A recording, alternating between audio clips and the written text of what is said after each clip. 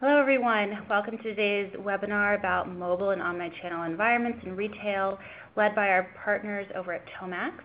My name is Laura Masterson, I'm the Community Manager here at TypeSafe, and I'm going to be the host for this session. This is the final of our three-part series today on how TypeSafe technologies are used to handle some of the technical challenges that retailers face today. These problems range from scaling issues to real-time data flow, concurrency issues, to ripping out legacy architectures. Previous presenters that we've had include New Run, who presented on how they rebuilt Walmart Canada's site with the TypeSafe platform, and Gill Group, who showed how Akka is used to handle inventory management for their flash sale site. So we're going to release all of these recordings at the same time. So look for a link to all of the sessions within a day or so. If you have questions throughout the webinar now, just feel free to insert your questions into the little chat box in the lower left-hand side of your screen, and we will be sure to answer them either throughout the presentation and also saving a few for a Q&A at the end. So with that, I'm going to hand things over to Catherine Murphy, who's the SVP of Apps and Platform over at Tomax. She's going to be joined by Scott Lewis and Ross Hamilton, also on her team. And thanks, guys, for joining us today. Thank you. Thank you for the opportunity.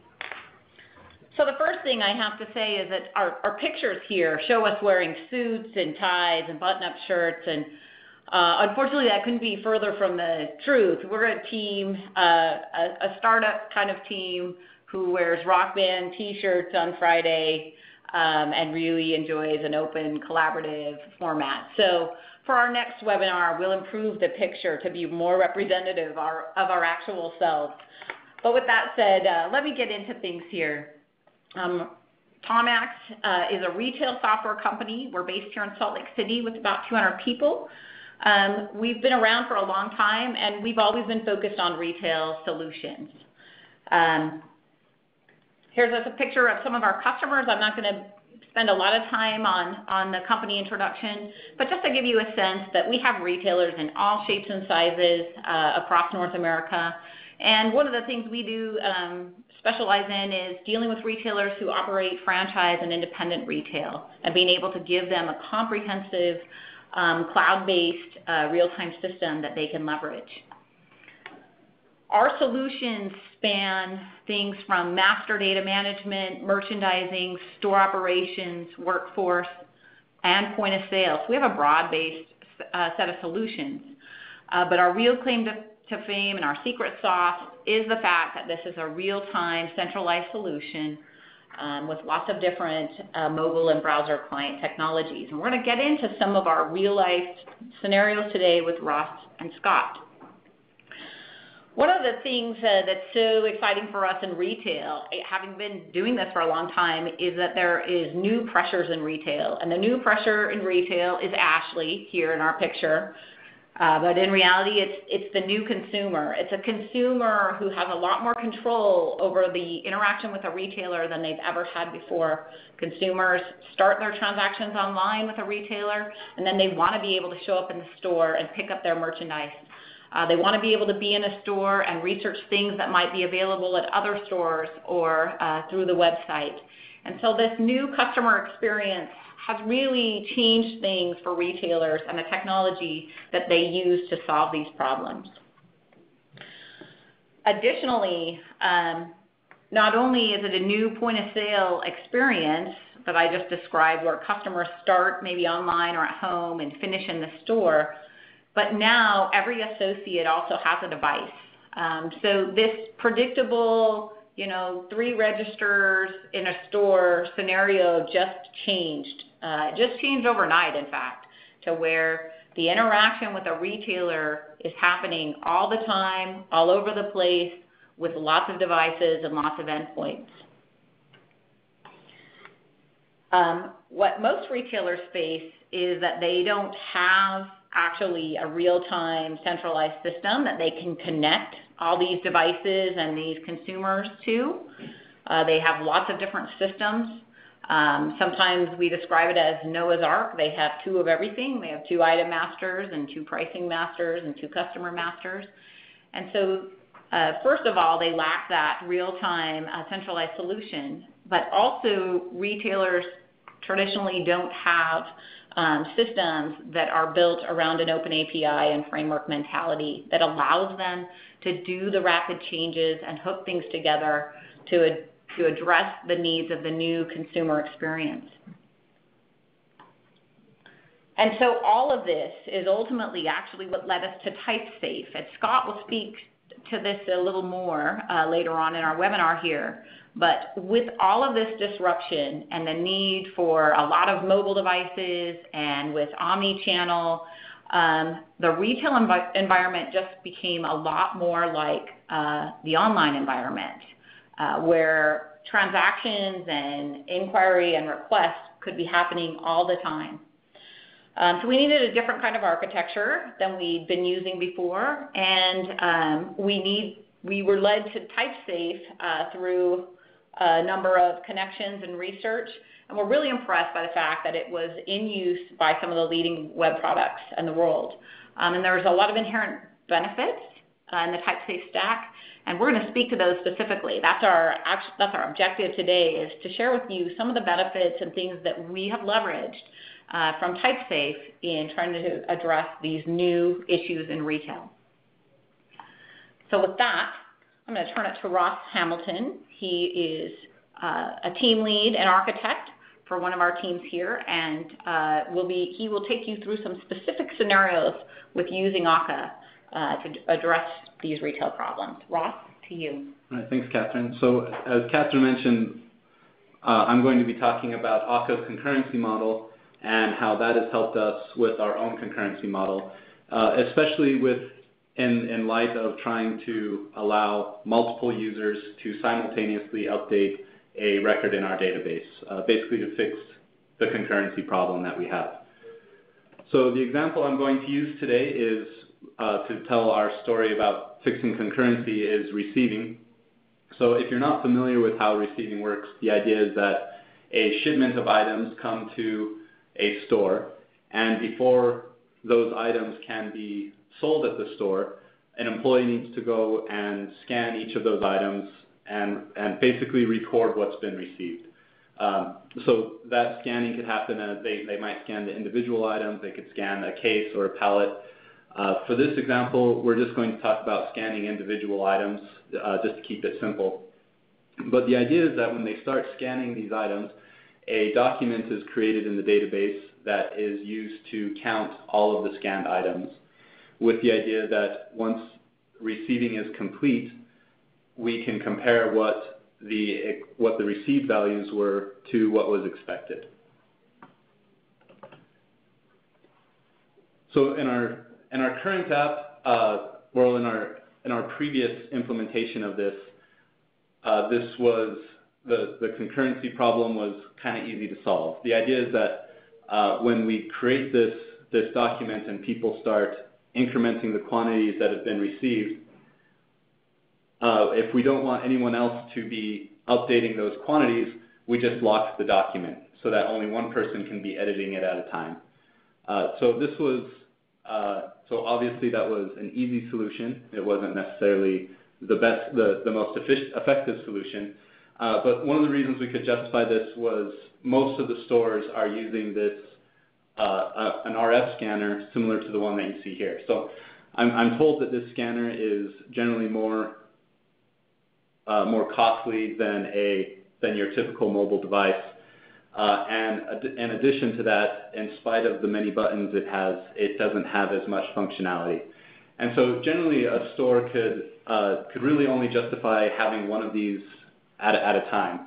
And so we were able to justify, locking it so that only one person can edit this receiving document at a time. So obviously this is a big problem. This is a bottleneck for the store. If they receive a large shipment and they only have one employee who can be scanning all of those items at a time, and you don't want to start selling those items until the shipment is received, this can be a big bottleneck. And we wanted to avoid that bottleneck in the future. So we're doing that with Akka, and we're doing that fairly easily. Just going back a little bit, I've actually been developing in Scala now for a year, starting next week. And when I first joined the team, I really started poring over a lot of the Akka documentation and Scala documentation. And this is one of the quotes that really stuck out to me. And I think it stuck out to me because I basically thought it was nonsense. I didn't believe a word of it. The idea that I could, at the time I had switched from a mindset of we lock documents in order to fix the concurrency problem, and coming to a mindset of concurrent operations happening on a record in the database. I was thinking a lot about concurrency, and I didn't think it would be this easy. But this quote kind of proved itself a couple of weeks ago when I was meeting with another team in the company, and I was trying to explain, basically as a team that maintains our database schema, and I was trying to explain to them a requirement that we needed in order to accomplish this in another functional area. And as I'm explaining this to them and how we want to have multiple users accessing this database record at the same time, one of the team members tells me, he's like, Ross, this isn't going to work. You can't be querying you can't have multiple users that are querying the database and then updating it at the same time. They're going to override each other. And kind of embarrassing, I had this brief moment of panic where I thought, oh my gosh, he's absolutely right. We've been doing this for a year and we can't do it. But I quickly remembered, strangely enough, I remembered this quote first. And then I remembered the process, kind of how Akka concurrency works. So I want to step through this real quick. You may be familiar with this. It's a good refresher if you are. If you're new to Akka, this is something good to know about. But the idea is when you have two clients that are trying to increment to perform an operation or try and call an actor at the same time, it doesn't go straight to the actor. The way the actors are set up, as you know, they're ran asynchronously. So a single actor is never ran by multiple threads at the same time. So instead, when these two requests are sent to the actor, it actually goes into the actor's mailbox. And when the dispatcher assigns a thread to the actor, that actor is going to take the first message in its mailbox, apply the operation, update the database, and then the next time the dispatcher assigns a thread to this actor, it's going to grab the next message and then update the database. So really, without any extra effort on our part, we have a nice concurrency model just by using Akka.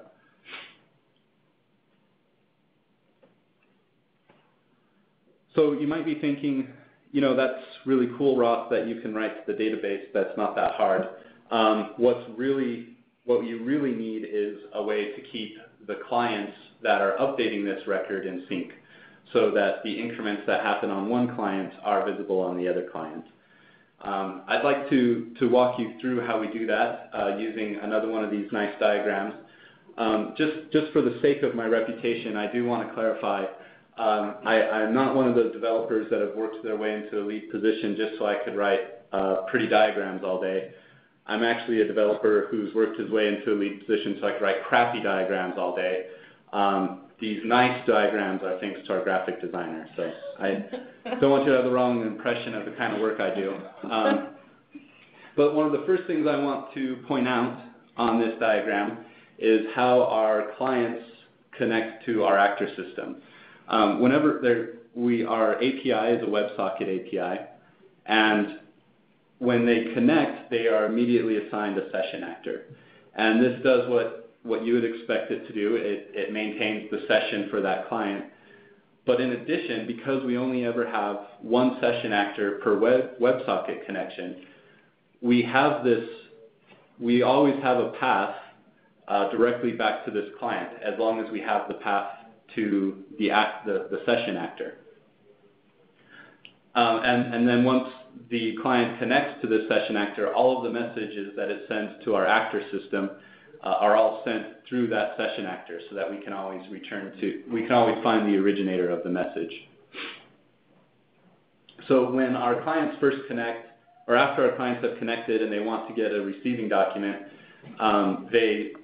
make a request for the document, and our API is such that we have a flag that they can set to say, not only return the document to me, but also notify me of any updates that happen to this document.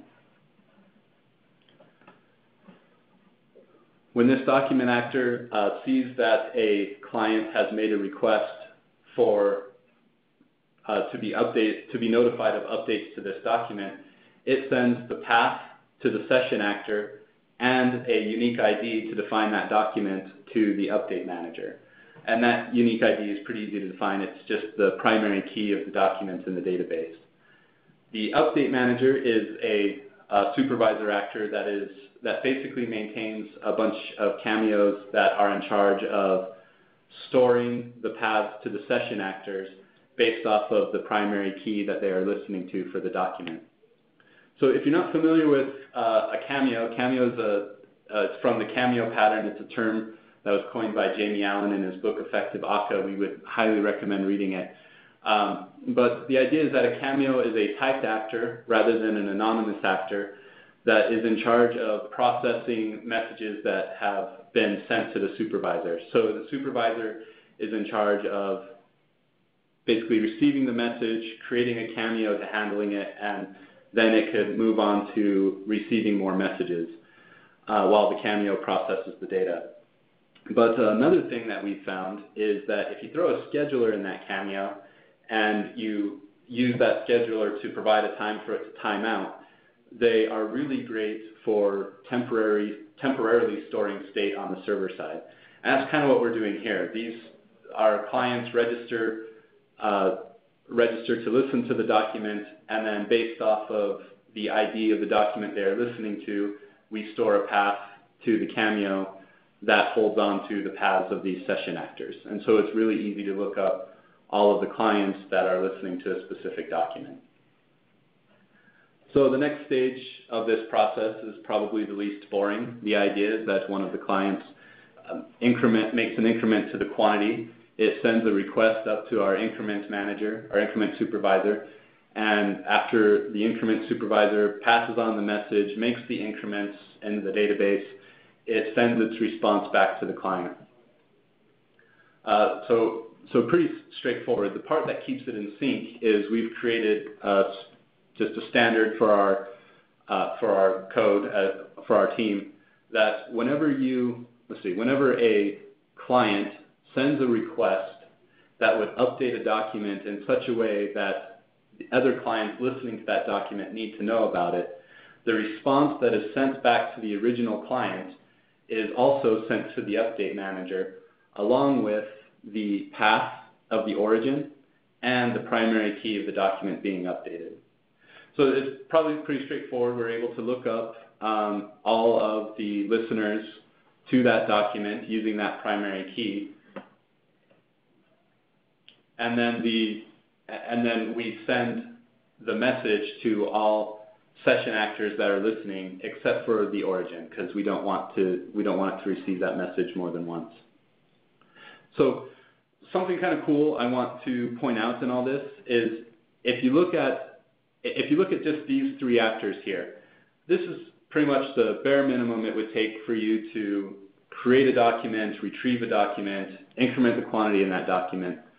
Once we want to introduce having multiple clients that can be listening to a single document at the same time, all we really needed to add were these two actors here, or implementations for these two actors.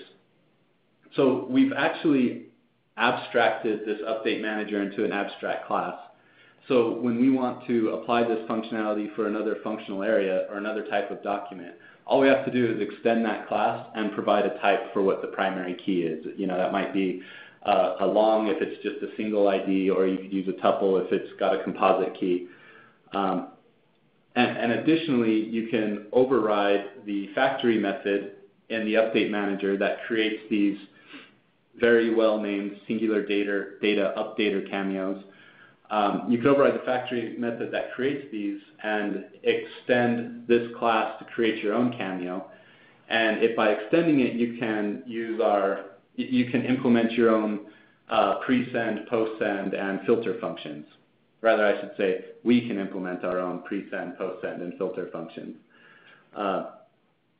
And so this gives us extra functionality. Just send out notifications before or after a message is sent. Filter messages, prevent them from being sent to specific clients, or even altering the contents of that message if we need to, or sending a different one. We also have functionality that is tracking the number of clients that are in a document, and we're about to add functionality to not also track, list the names of those clients and who they are. And what's cool about this is all in just a couple of Scala files, and including our Scala documentation, the lines in those files total 450 lines. So really, we're getting a lot of functionality with just a small amount of implementation. The idea being we wanted to show the benefit that we're getting from using Akka and how it's helping us to solve complex problems fairly easily, and with, if I might say so myself, fairly clean implementations and nice looking code. So speaking of easy, Scott is going to show us how easy it is for our clients to implement the API that we're writing over the WebSockets. All right, thanks, Russ. I think you just called me easy, but anyway, despite that, one of the things that as we started down this path, we were really asked to reinvent the way this store and those people that operate retail chains would operate during the day and using their different devices. And as we started looking around, we really didn't see, a really good path. There was just a lot of things that we really needed to add to our bag of tricks that we didn't have yet. And over the years, we've learned a couple of things. Let's see if I can get this to work. There we go. We learned that service-oriented architecture is hard, and that building that takes a lot of work. The clients actually are much easier when you actually have a good architecture than actually building the architecture for the back end.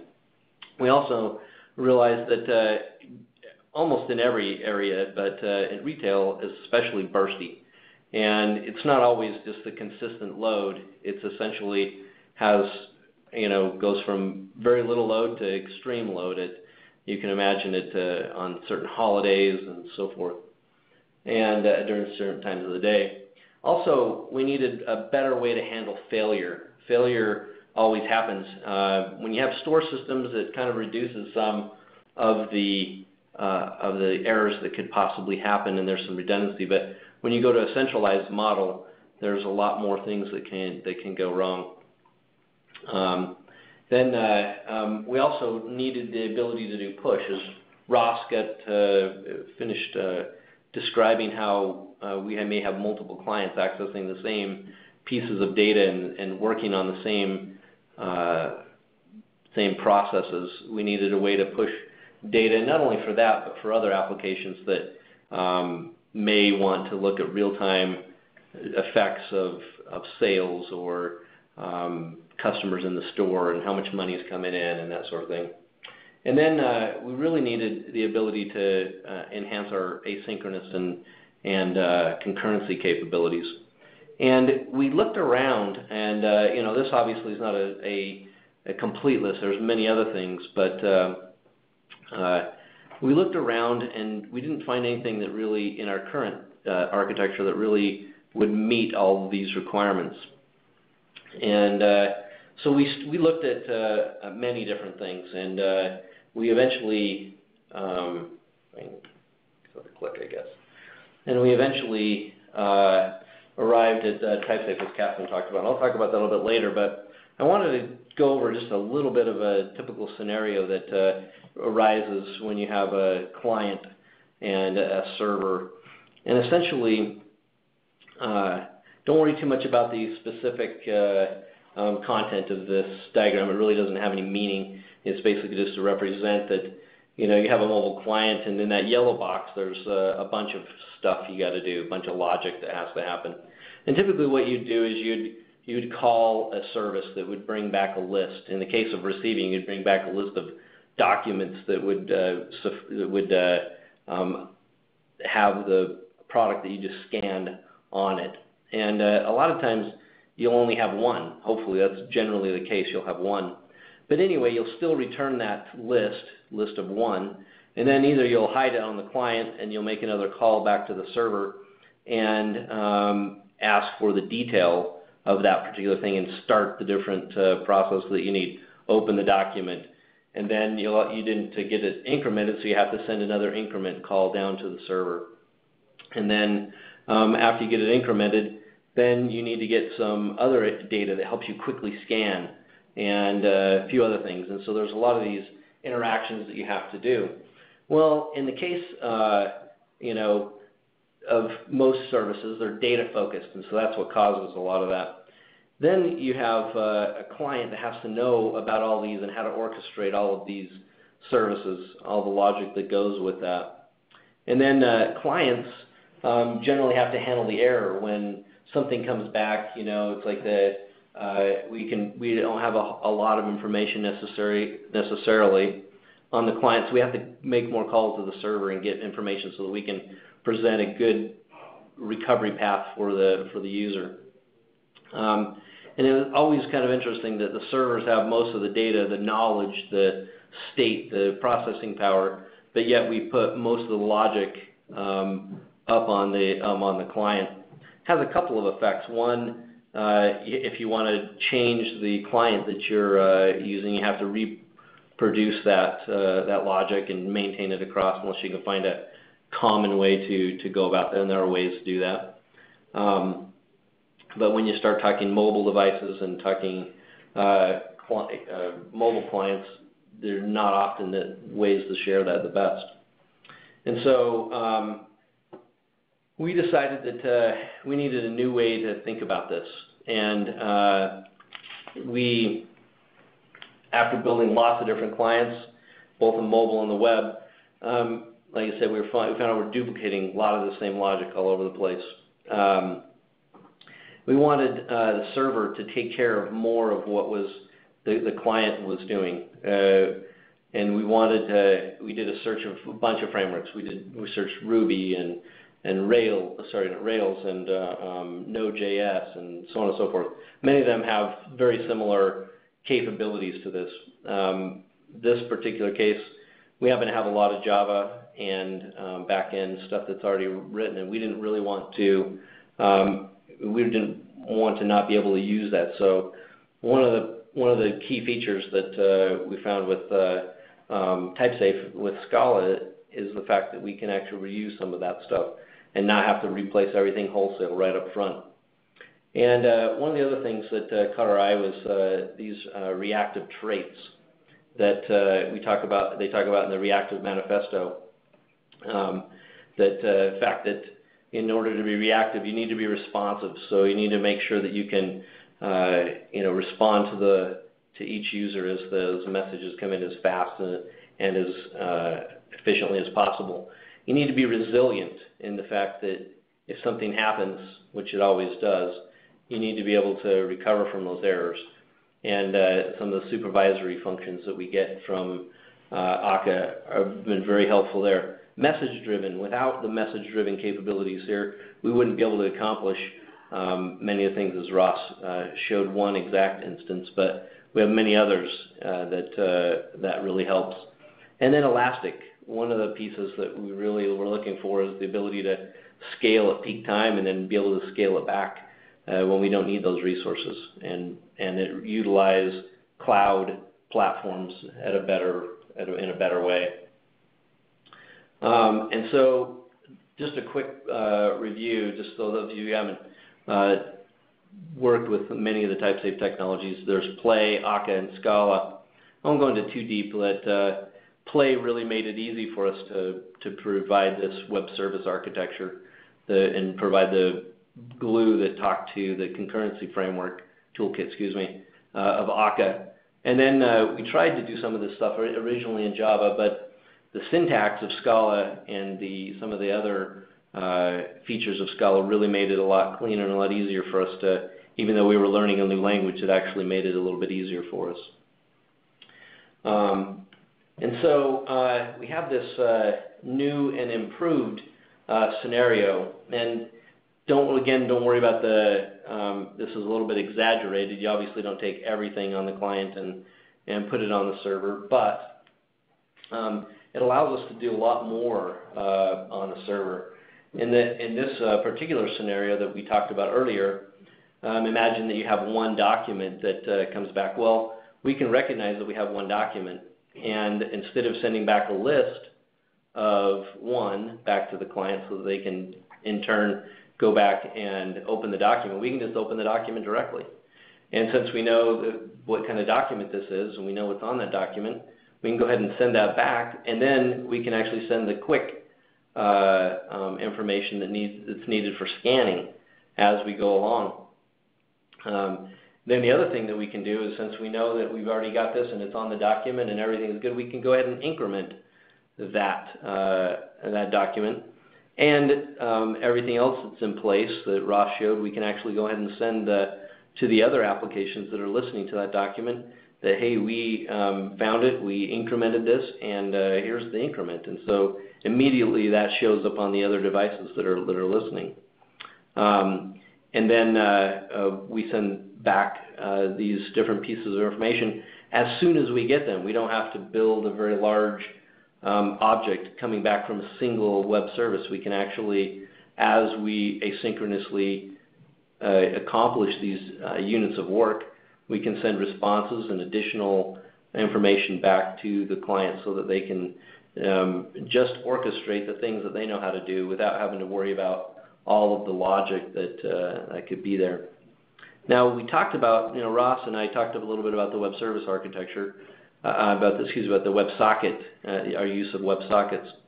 That isn't the only way to do this, of course. There are many reasons you may choose not to do that. We have found that it has given us a little bit of additional capabilities that we may not have necessarily had. However, all of this can be still done using standard REST or other mechanisms if you so choose. And it still allows you to put more of the logic back on the server, being able to leverage the actor system. And then along with errors, I mentioned that we talked about the supervisory functions. Supervisors are very handy in the sense that they can watch what goes on. In past years, when we were doing things, if something happened, we would just send a 500 error, or we would somehow catch that at the very top. We wouldn't really necessarily know a whole lot about what's going on. But with the case of supervisors, we're able to get a micro detail of what has happened. We're able to retry things. We're able to interrogate different systems to make sure that we can get through that. And then in the case that we can't, we're able to send a very well thought out error to the client, rather than just, sorry, the server's down, please try again and later, that you see so often in mobile applications. So one of the things that we have, and I encourage you to take a look at it, we had started this, and then several months after we started it, a guy by the name of Aaron Hilgast, many of you may know him, he's a pretty famous guy in the area of mobile, specifically for iOS and the Apple technologies. He did a conference, spoke at a conference in June 2014 called AltConf in San Francisco. And his talk was titled Networking on the Mac, but that's not necessarily the most interesting part for this group. But towards the end, toward the end of his talk, he said this. This is a quote from him. He said, "This is the bubble chart that is going to be on your whiteboard in 2 years," and it looked significantly like what the chart you see on this screen here. But he was specifically referring to the fact that more of the logic is going to be on the server, and that possibly many of us will be using WebSockets in order to provide this. It's a great standard technology, and the stack that we have really lends itself to do that.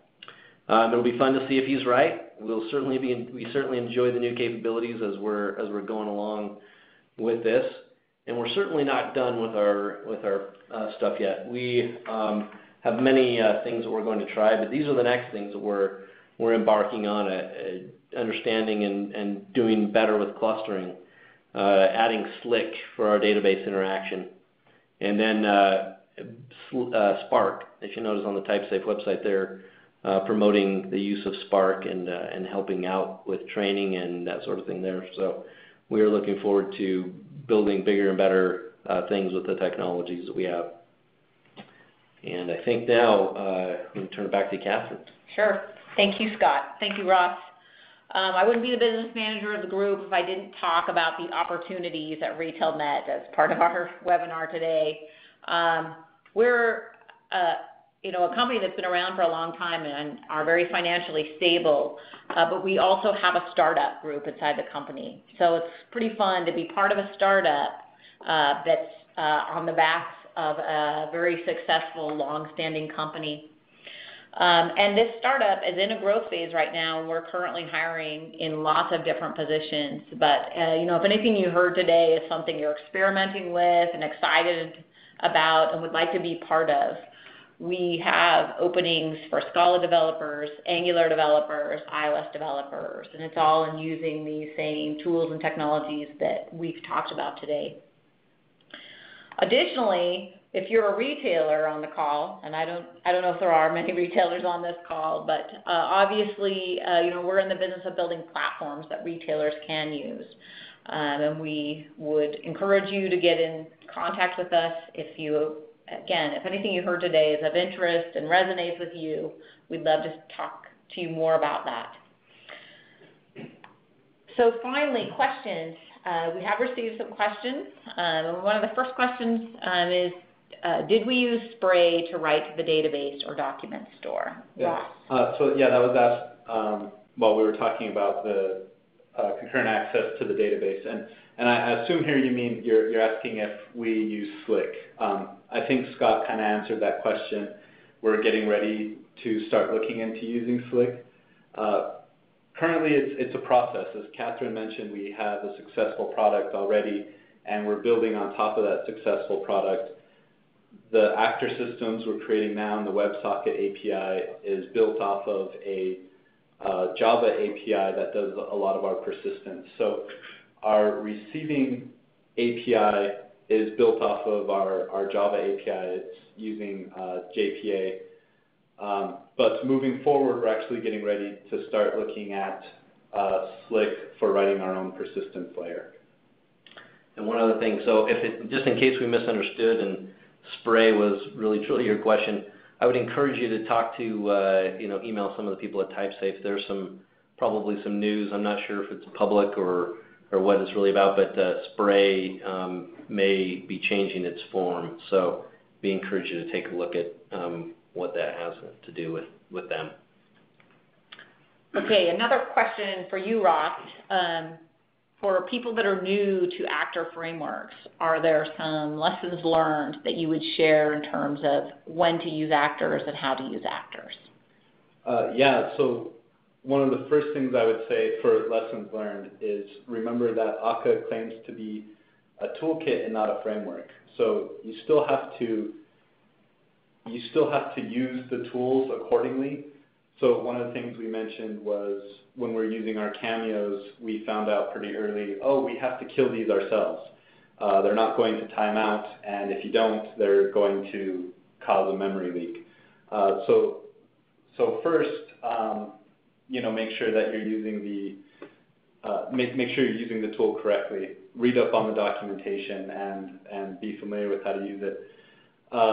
The second one with using actors, I've found that actors are really good for an entry point into your concurrent system and for maintaining state on the server side. One of the problems we've had with actors is it takes a bit more effort to test them. You have to basically create an actor system within your test framework. You could use the Akka test kit, but we've still had problems with the testing. So we try to use a lot of futures in the back end once you've reached that actor as an entry point, because they're faster to test and we've had less problems in the testing. Okay, thank you, Ross. A few more questions are coming in.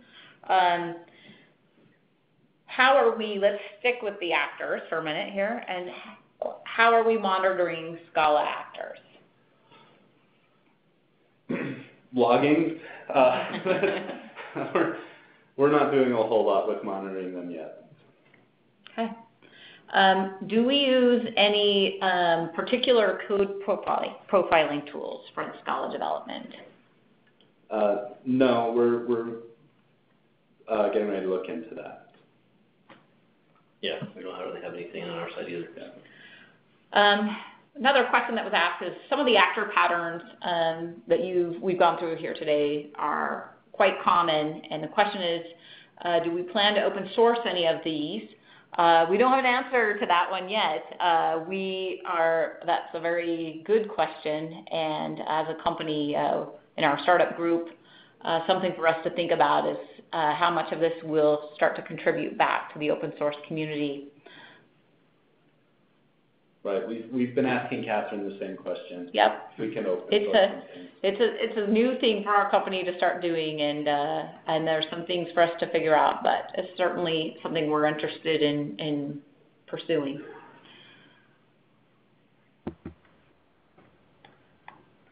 If there are no final questions, then here's one more. Oh, sorry. One more question. Let me rewind. Thank you for your questions.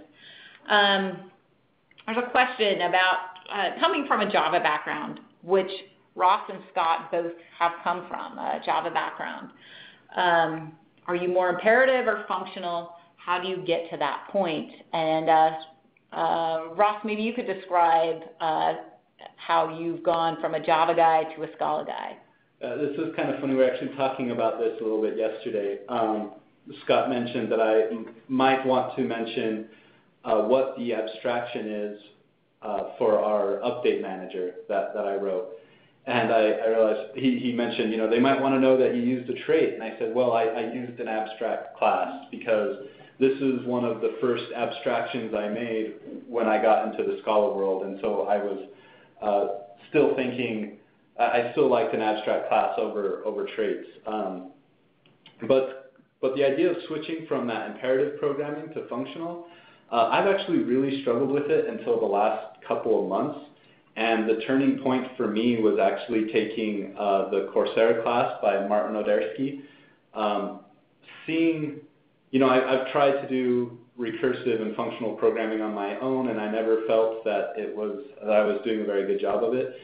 Seeing examples from Martin Odersky and seeing the things that I was doing similar that did turn out to be right and the things that I was doing wrong, it was a great way to change my mindset. And now I found when I program, I kind of look for a functional way now. We'll see how long that takes now that the course has ended a couple weeks ago, or how long that lasts now that the course has ended a couple weeks ago. But I would recommend starting there. Yeah, and I think that functional is kind of a difficult thing for a person who's dealt with object-oriented and imperative for a long time.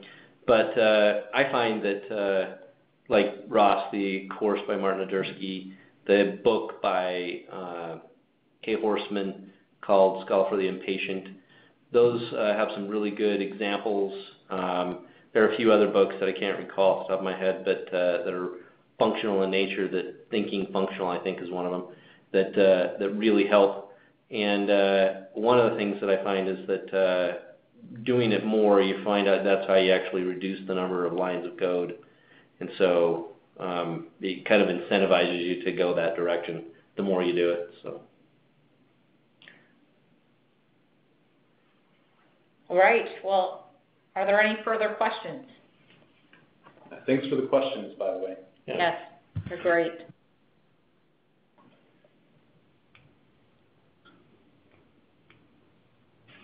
Well, with that, we want to thank Laura at TypeSafe and all of you that attended today for being part of our webinar. Appreciate the opportunity. Yes, thank you guys, and thanks for all who attended. We hope to see you on future webinars. Look for the recording today, all the recordings today in your inboxes shortly. Thanks.